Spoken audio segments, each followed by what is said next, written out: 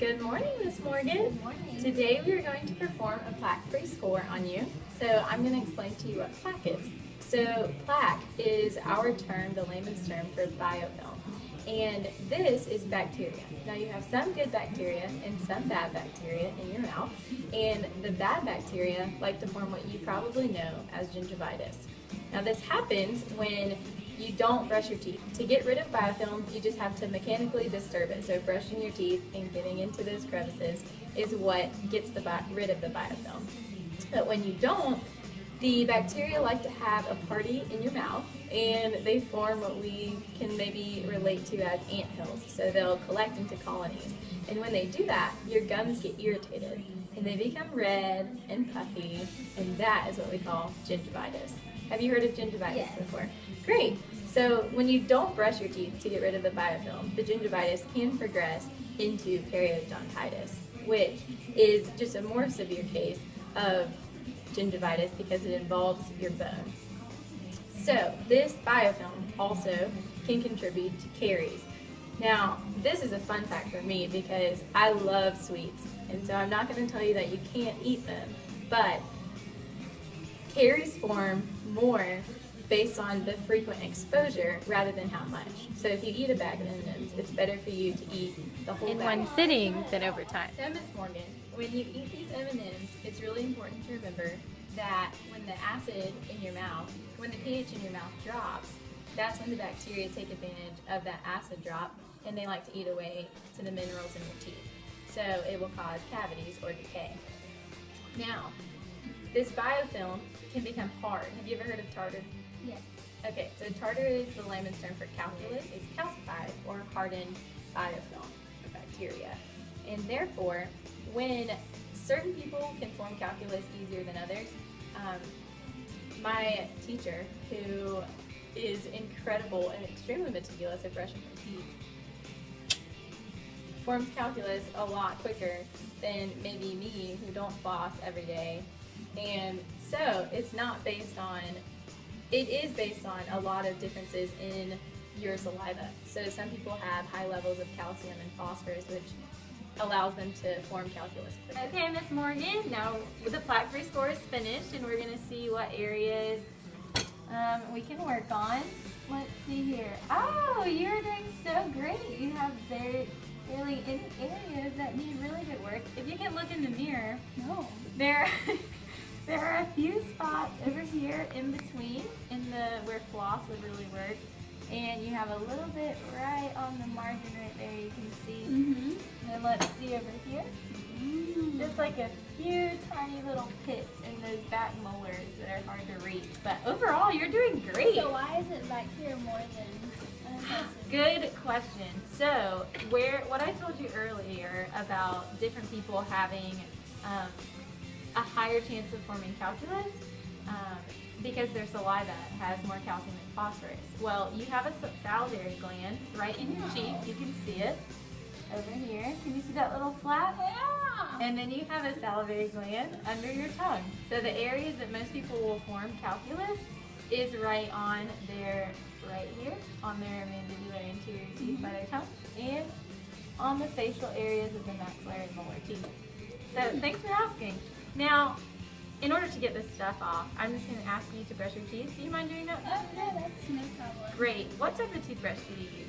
A really hard one. A hard one? Yes. Man, okay. Does that ever give you, like, sore gums? Yes. It does. Okay. Well, that's great. I'm going to give you a toothbrush today that has soft. Okay. Well, it is really important to use a soft brush because if you use a hard brush, it could hurt your gums and cause recession.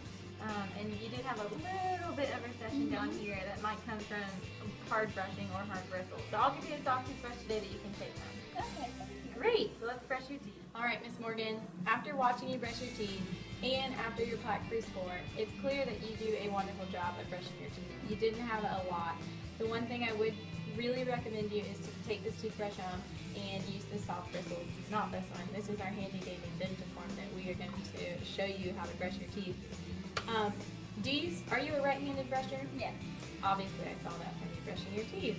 And it's clear because you did have a little bit more plaque retention on the right side. And that's common.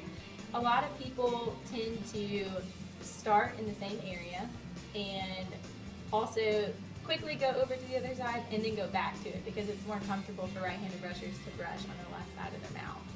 And so you have a very clean left side and right as well, but there was a little bit more on the right side.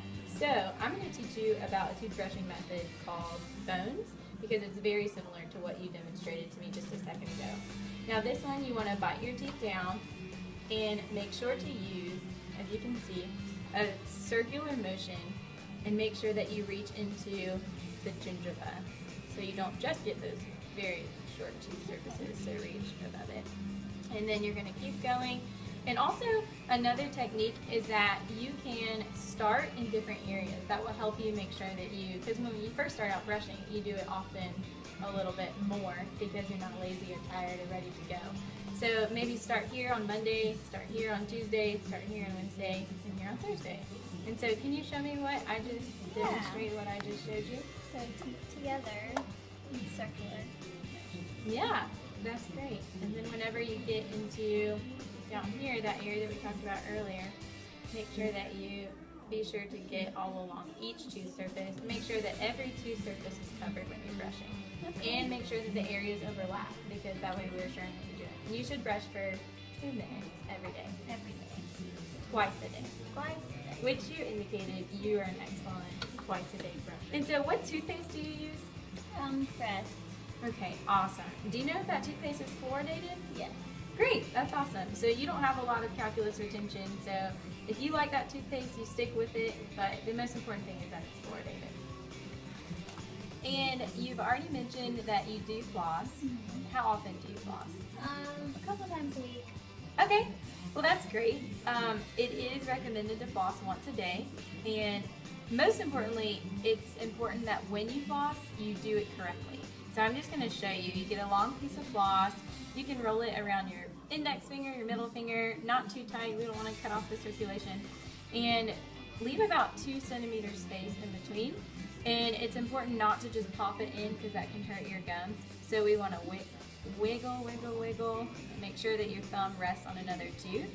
And then once we get in there and it didn't pop, we're going to go up one side and then we're going to go up the other side of the teeth. And so make sure you kind of do a U around each tooth and a U around each tooth and then wiggle it out.